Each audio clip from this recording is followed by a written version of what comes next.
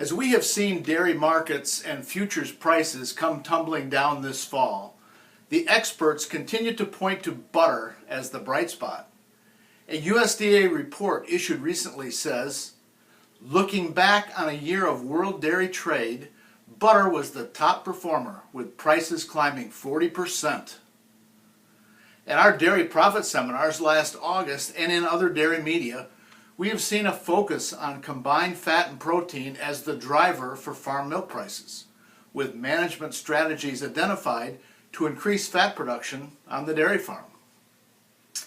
USDA market analyst Paul Kindle was quoted in an online dairy newsletter saying, quote, "What is particularly striking is the differential between butter and skim milk powder, underscoring the premium that milk fat now commands in response to changing consumer preferences."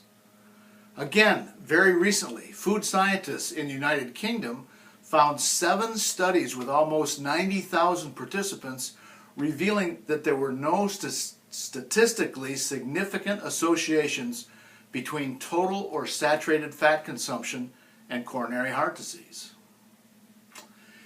It was back in the spring of 2014 when the cover story for Time magazine said, "Eat butter. Scientists labeled fat the enemy. Why they were wrong."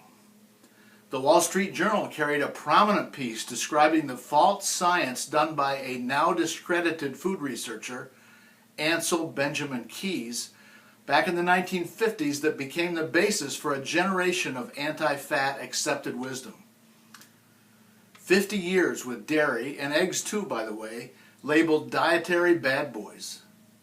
As my late dairy editor father fumed, the American Heart Association was taken over by the vegetable oil interests. So, as 2017 winds down, a most remarkable and tumultuous year, and as we watch with dread at falling milk prices, at least we can rejoice that once again, butter is resuming its rightful place as a delicious, nutritious, and healthful dairy food.